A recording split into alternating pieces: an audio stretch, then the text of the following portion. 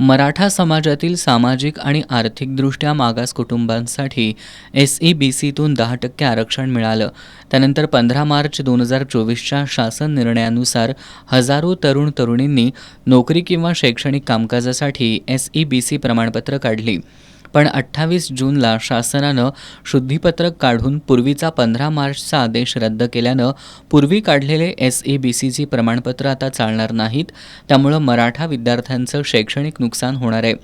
परिणामी नवीन शासन परिपत्रकानुसार मराठा विद्यार्थ्यांना जात प्रमाणपत्र आणि नॉन क्रिमिलियर दाखले तातडीनं द्यावेत, अशी मागणी अखिल भारतीय मराठा महासंघानं केली आहे. निवासी उपजिल्हाधिकारी संजय तेली यांना या मागणीचं निवेदन देण्यात आलं.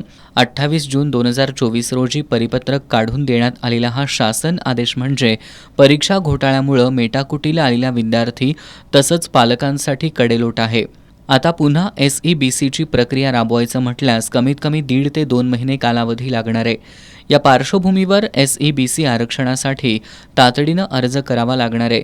विद्यार्थ्यांना नव्यानं प्रवेश घेताना अडचणी येऊ नयेत यासाठी नवीन GRनुसार 28 जून 2024 नंतर दिले जाणारे दाखले जे व्हॅलिडिटीसाठी दाखल केले आहेत त्यांची व्हॅलिडिटी त्याच दाखल्यावर द्यावी हे शक्य नसेल तर कोणतीही नवीन मागणी न करता संबंधित कार्यालयांनी GRमध्ये नमूद केल्याप्रमाणे जातीचा दाखला परिशिष्ट अ आणि नॉन क्रिमिलियर परिशिष्ट ब हे वेगवेगळ्या प्रकारे वेबसाईटमध्ये उपलब्ध करून द्यावेत, अशी मागणीही यावेळी करण्यात आली. शिष्टमंडळामध्ये मराठा महासंघाचे जिल्हाध्यक्ष शशिकांत पाटील, संजय पवार वाईकर, प्रकाश पाटील, प्रकाश जाधव, दीपक पाटील, प्रणव डाफळे, अवधूत पाटील उपस्थित होते.